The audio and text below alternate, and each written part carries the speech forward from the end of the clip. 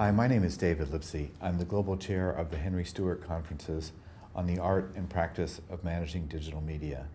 Today I'm here with Charlie Bory, who's the Senior Director of Operations for AT&T. Charlie, thanks so much for joining me today. It's always a delight to see you and hear about the progress that you're continuing to make in the use and meaning of digital asset management. Great to see you, David. Tell us a little bit about what your team is doing and who they're comprised of at AT&T. Well, we have a very large in-house creative team. With that really involves everything from the print materials that we develop at DirecTV. So all of those things that you may see in a big box store or a local dealership really starts within our team, and then subsequently it goes out from there.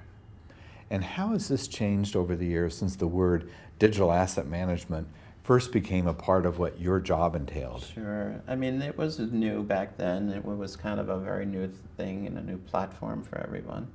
And today, really, we start to see that really as a very focal point to helping our team really respond to our customers faster and also producing the creative materials faster. What we start to see is the newer systems are able to help us do our jobs better and really work smarter. And critical to the teams being able to create content more quickly, to the discovery of assets that you have the rights to use and the opportunity to use, involves metadata, of course. Tell us a little bit about how that big responsibility of metadata works for you at AT&T. It's one of the most important things in the success of a DAM system is actually the metadata and taxonomy.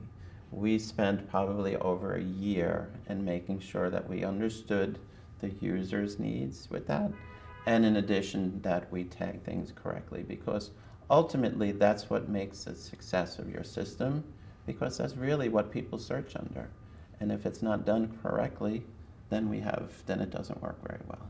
And speaking of DAM, both working and also having the opportunity to work better, what are some of the things that you measure and you look for as the manager of this operation to get a sense of its health and how's it doing? Sure. One of the things that we do is we're not driven so much by the metrics of the system, but the success of the advertising and the campaigns that we do.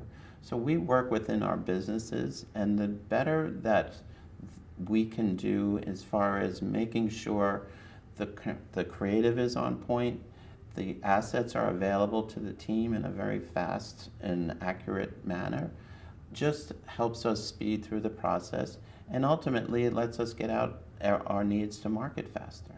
And what would you say some of the key factors are that influence those business units coming to you for that kind of service and help? We really produce a product that helps in our customer communication and the ability for us to really drive sales. So for our department, we are always work with our business partners and really look at it from what is going to help them succeed. And then from there, our assets are available to the design team, and they then can go to work very quickly to produce something in a real rapid manner. As these assets are produced, do you have any kind of formal archiving policy for them? We do. Yes, so typically the way that it would work is everything is loaded into the system as it's completed. So whether it's a final piece of artwork, whether it's the creative that we've developed, we have an online library so the designers can easily go into the system and see the breadth of all the businesses on how something was developed. So it allows them to be able to really look back and see what's developed, and then subsequently from there create new and fresh designs based upon what they've seen in the past. Charlie, as I've had the chance to meet you and to meet some of your team over the years, I've always appreciated the passion they had for putting this content technology to work. When you have new staff join you, how do you share that passion and what kind of training do you do?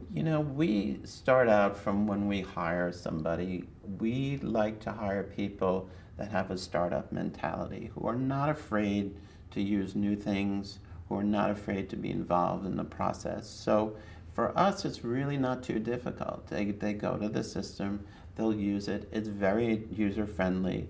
When we were designing it, we designed it based upon the needs of the design team rather than other users.